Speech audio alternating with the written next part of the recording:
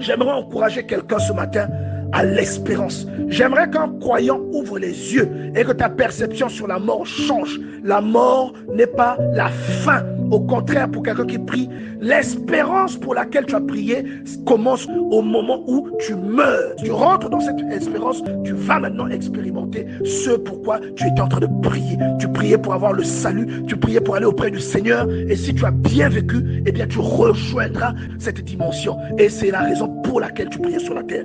Nous devons avoir cette connaissance et nous devons en parler autour de nous afin de délivrer certains proches de cette hantise qui est autorisée aux païens, qui est autorisée aux incroyants, aux personnes qui n'ont aucune conviction, qui n'ont aucune espérance. Mais pour quelqu'un qui prie, je vous assure, bien aimé dans le Seigneur, c'est une hantise qui n'est pas permise. Et c'est de ton vivant que tu dois te repentir et travailler à ton salut pour préparer ton après-vie.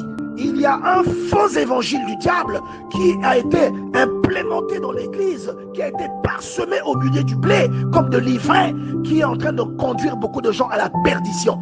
Et cet évangile enseigne que vous pouvez mourir dans le péché et qu'on va faire des messes pour vous après votre mort et que votre âme peut être sauvée. C'est un mensonge du diable. La Bible est claire là-dessus. La Bible déclare que c'est de votre vivant que vous devez travailler avec tremblement à votre salut.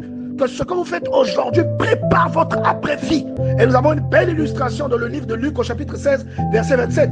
Le riche dit, je te prie donc, Père Abraham, d'envoyer Lazare dans la maison de mon père, car j'ai 5 frères. Ce monsieur est conscient que ses frères sont peut-être en danger parce qu'il mène un mode de vie qui ressemble à celui que lui il avait. Et à cause de ce mode de vie, lui il a été orienté vers le lieu de tourment. Donc le Seigneur veut expliquer à quelqu'un ici que c'est de ton vivant, que tu prépares l'itinéraire du lieu où tu iras. Pas après ta mort et qu'on te fasse des messes et après ces messes-là vont faire que tu sois racheté. C'est faux. La Bible ne déclare pas cela. Et il est écrit, il veut qu'Abraham donne à Lazare la permission de se rendre chez eux, d'aller apparaître à ses frères. Et Abraham lui dit non. Au verset 28, il dit, c'est pour qu'il leur atteste ces choses, afin qu'ils ne viennent pas aussi dans ce lieu de tourment. Vous voyez que la personne qui est décédée a toujours ses émotions. La personne qui est décédée se sent toujours rattachée aux êtres qu'il a laissés de l'autre côté. Abraham lui répond qu'il ne peut pas faire cela, parce qu'ils ont la loi et les prophètes. Il dit, ils ont la loi et les prophètes. Et lui dit, non, s'ils voient quelqu'un qui est mort, ils croiront. Abraham lui dit, s'ils ne croient pas Moïse et les prophètes, même si quelqu'un ressuscitait, ils ne croiront pas. Vous comprenez que lui, là où il est, c'est trop tard pour lui. Ouais. Vous comprenez que pour lui, c'est fini. Il ne peut plus faire autrement. C'est trop tard. Poussez vos proches à la repentance. L'écriture ici est en train de soutenir qu'une personne qui est décédée est consciente. Demandez à vos proches de rechercher le salut.